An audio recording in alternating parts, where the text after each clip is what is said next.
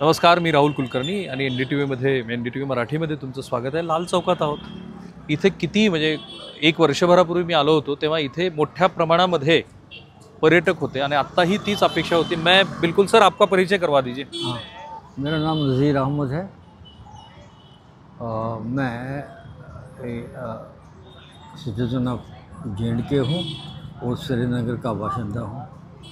मेरा प्रॉपर जो रहन सहन का मुकाम है वो श्रीनगर है। मैं बिल्कुल एक साल पहले आया था अच्छा। और लगभग 13 दिन यहाँ पे था. तो बिल्कुल एक खुशनुमा सा माहौल था और लोग इतने ज़्यादा थे. आज की ये आ स्थिति गए ये आ गए ये जी. आप लोगों को कहने नहीं देंगे। हाँ, मैं ये बात कर रहा था कि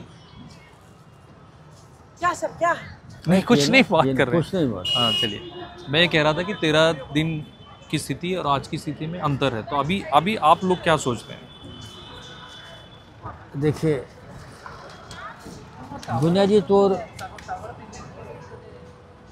हमें एक अफसोस सा लगता है कि इतनी सिक्योरिटी होगी। मेरे ख्याल में सारे हिंदुस्तान में और थ्राउट वर्ल्ड में एक ऐसी स्टेट में जहाँ 10 lakh paramilitary forces, CRP, BSF वगैरह हो, तो ऐसा नहीं होना चाहिए। वो तो खुद गवर्नमेंट ने भी माना है कि कुछ न कुछ लैप्सेस हुए हैं.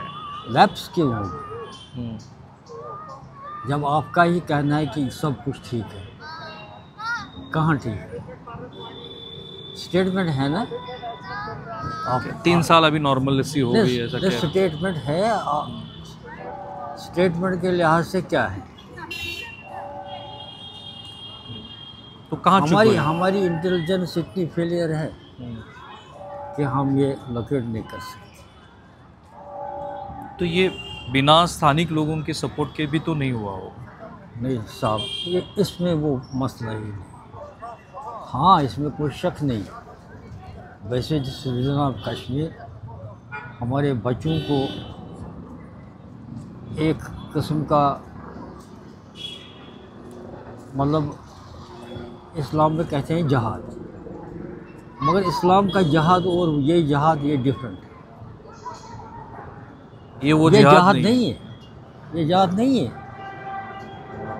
हम इसको मानते ही नहीं है कि एक मासूम बच्चे को गन आप दे दो, उसको ऐसे एक्टिविटीज़ करने दे दो जिससे वो खुद तबाह हो जाएगा, इलाका तबाह हो जाएगा, रियासत ख़त्म हो जाएगी।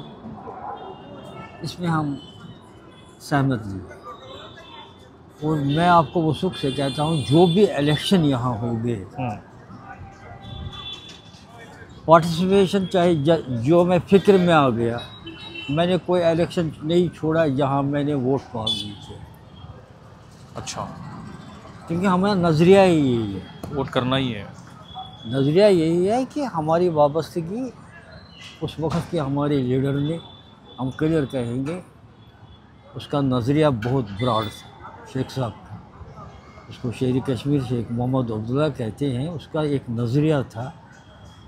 उसका सबसे मेन नज़रिया था कि कश्मीरी कहाँ सेफ रहे, वो हिंदुस्तान में सेफ है या पाकिस्तान में सेफ। तो उन्होंने तो बहुत ही मतलब सीधी बात कही है. अभी तक के जो उनके ग्रैंडसन भी वही कहते हैं कि हिंदुस्तान के साथ में ही रहना है. जो उनका मतलब मैं कहता हूँ नज़रिया है, वो बेशतर कश्मीरी, हर एक कश्मीरी का नज़रिया है। अगर कुछ परसेंट कम है तो ठीक है ना. ये अगर हम कहेंगे, अगर कश्मीर की आबादी 2 करोड़ है, उसमें प्रो एलिमेंट ऐसा जो हिंदुस्तान के हक़ में नहीं है, वो 20%, 30-15% काट लो, उससे ज़्यादा नहीं है. उससे ज़्यादा नहीं है। मतलब 70-80% लोग चाहते हैं कि वो हिंदुस्तान के साथ में ही रहे. और पहले से सवाल समझने की फ़र्क है, केस को हैंडल करने की फ़र्क है, इसको डीप रूट में जाने की फ़र्क है। तो उस पर तो मैं बात करूंगा, लेकिन अभी जो नुकसान हुआ है वो क्या है? आप कैसे देखते हैं इस नुकसान को? क्योंकि देखिए, अब लाल चौक में खड़े हैं, यहाँ तो आबादी होनी चाहिए, आपका सीज़न चल रहा है. ये देखिए, आपने बहुत सारे लोगों का इंटरव्यू लिया होगा, ये आज ही का नुकसान नहीं है। जब से मिलिटेंसी शुरू हुआ 8 आना, चाहे रुपये में 12 आना, चाहे रुपये में 4 आना, चाहे रुपये की रुपये लास्ट में हम तब से ही है, हमारी स्टेट तब से ही लास्ट में। यहाँ से ये है कि मैं आपसे इंटरव्यू देकर कहता हूँ कि मेरी वाबस्तगी हम अपने लीडर के उसके कहने उसकी डायरेक्शन पे जो उसका नज़रिया था, उसका नज़रिया गलत नहीं था। हमने समझा कि उसका नज़रिया सही है, तब हमारी वाबस्तगी इंडियन कॉन्स्टिट्यूशन से। ये मामूली बात नहीं है, ये बड़ी बात है अपने आप। सबसे बड़ी बात है जब पाकिस्तान ने मतलब ये जब यहाँ रेड हो गया, वहाँ से इन्फेंट्री आ गई, शेख साहब के टाइम उस वक़्त कश्मीरियों के पास गन नहीं थे, उन्होंने लकड़ियों के गन बनाए थे। और जो अक़लियती फ़िरका है हमारा पंडित लोग, उनकी घरों में वो रात भर पहरा देते थे। ये कश्मीर का वातावरण है, यह हमारे खून में है, चाहे पंडित हो, सिख हो, मुसलमान हो, कश्मीरी है, वो कभी ये मारदार नहीं चाहिए, उसके खून में है ही नहीं। तो मुझे बताइए कि अभी ये टूरिस्ट को चुन चुन के उनका धर्म पूछ के क्यों मारा गया? देखिए बुनियादी तौर दुश्मन का क्या काम होता है? दुश्मन का काम है मैं किस निशाने पे तीर मारूं जहाँ जो से सही जाएगा, जहाँ से जो सही जाएगा, जो सही जाएगा, जो मतलब जिससे उनको फ़ायदा मिलेगा और स्टेट की लॉस हो जाएगी। असल बात है। नुकसान क्या हुआ है?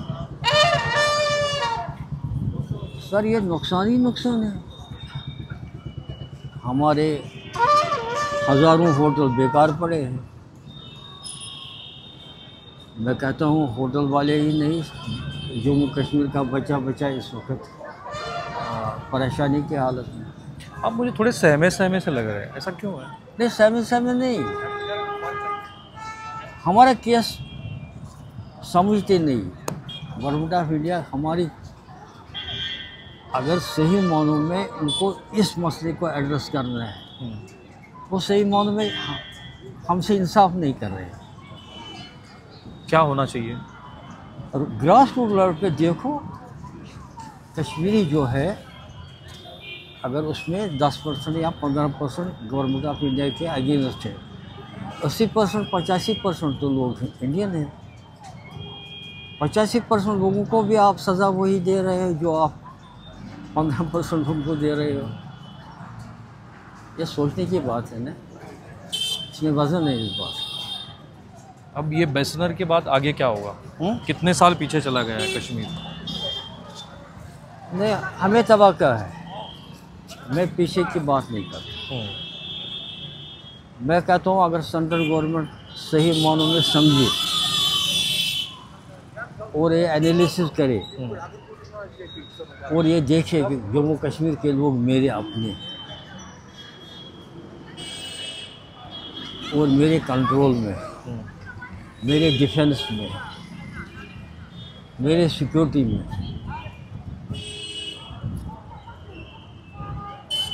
देखिए उसको असल ये देखना है 10 या 15 या 20% लोगों के लिए 80% लोगों को सज़ा। वो तो आपने बात रख दी। हाँ, आपने कहीं कहा यार। हाँ, आपको क्या लगता है अभी जो बिल्टअप हो रहा है, वॉर होने के चांसेस कितने हैं? वार नहीं होगा, नहीं होगा। वार नहीं हो सकता ना। पाकिस्तान में वो ताकत ही नहीं है वार करने की। उसकी इख्तियारियत का आपको पता है, वो वर्ल्ड को पता है, हर एक बच्चे दुनिया के हर एक बच्चे को पता है कि वहाँ है। ये सब कौन है जो महाराज जो? चलो आने दो, तो होता रहता है। तो आगे क्या? आगे ये है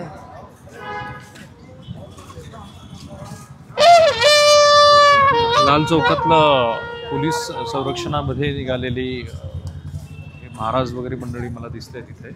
कोई हर्ज नहीं, ये अच्छी बात है, ये अच्छी शुरुआत. अच्छी शुरुआत आप कह रहे हैं, अच्छी ये शुरुआत गलत नहीं है, गलत नहीं है, बहुत अच्छा है. मतलब आना चाहिए सर. हर एक को राइट, चाहे वो किस कम्युनिटी से हो, किस मज़हब से ताल्लुक़ रखे, तभी हम सेकुलर है ना. हमारा नाम जो ब्रैकेट में है सेकुलर आता है, ये तभी जचता है जब ये महाराज आप देखेंगे यहाँ से मौलवी साहब आएंगे, वहाँ से वो क्रिश्चियन आएंगे, वहाँ से बौद्ध आएंगे. इससे मतलब एक बाग जो है उसमें तरह तरह के फूल जब होंगे ना, तब बाग की सजावट और बाग जचता है. अगर एक ही तरह के फूल आप लगाने शुरू कर दें, उसको बाग नहीं कहते. मुझे पता है आप किसको कहना चाहते हैं ये. नहीं हाँ. मैं उनको भी पॉलिटिकल स्टेटमेंट नहीं, मैं उनको भी नहीं. अच्छा. ये पॉलिटिकल नहीं, ये सही बात है. अब चूंकि अगर मौजूदा एडमिनिस्ट्रेशन सेंटर की है, वो समझे या ना समझे स्टेट के हालात क्या है, उनको ग्रास रूट लेवल पे जाना चाहिए. अच्छा, ये अमूमन एक रीडिंग है कि आप, क्योंकि आपकी उम्र एक बहुत समझदार से भी ऊपर चली गई है, लेकिन जो यंग हैं, अब देखिए यहाँ पे बैठे बच्चे हैं, कुछ युवा हैं, क्या वो भी आपकी जैसी सोच रखते हैं? आपने कहा बिल्कुल बिल्कुल. अगर मैं अपनी फैमिली में बैठा हूँ, मेरा 8 साल का बच्चा है, 10 साल का बच्चा है, 15 साल का है, 20 साल का है, जब वो मुझसे सुनते हैं बातें, वो उस पर अमल करते हैं. घर में बात होती है. Nobody wants to go into the Pakistan or neither to support Pakistan. तो सवाल ही पैदा नहीं होता है. वो आज से कुछ साल पहले के एक जुनून था, इसमें कोई शक नहीं. Okay. आज से 30 साल वो अभी पहले नहीं की है बात है. फर्स्टली जब गन इंट्रोड्यूस हो गया, तब कुछ था. देखो, जब मैं अपना घर बनाया खुशहाल घर देखता हूँ, वो मतलब उजड़ रहा है, ख़राब हो रहा है, डिस्ट्रॉय हो रहा है, डिस्ट्रॉय कौन एलिमेंट कर रहा है, तो मुझे किसको सपोर्ट करना है? बुनियादी तौर इंसान दुनिया में किसके लिए? अब पहले अपने लिए है. फर्स्ट मैं निज़र वैसे भी नेशनल, पाकिस्तान की माली हालत तो ठीक है नहीं, हमें उसमें नहीं जाना नहीं है. हमें ये देखना है उसकी क्या है क्या नहीं है. चलो वो साउंड है, चलो वो जंग भी कर सकता है, वो भी कर सकते हैं. सवाल है हमें अपने घर को ठीक है. और ये घर कैसे ठीक होगा अभी? वो सेंट्रल गवर्नमेंट की जिम्मेदारी है. उसको खास एजेंडा लेकर नहीं चलना पड़ेगा. उसको हिंदुस्तानी होके, हालांकि मैं प्राइम मिनिस्टर को ये नहीं कह सकता आप हिंदुस्तानी नहीं है, मगर मैं दिल से ये कहता हूँ सेंट्रल गवर्नमेंट की जिम्मेदारी है स्टेट की. स्टेट ने क्लियर अपनी पिक्चर दी, स्टेट ने अपनी क्लियर आ जाए यहाँ से.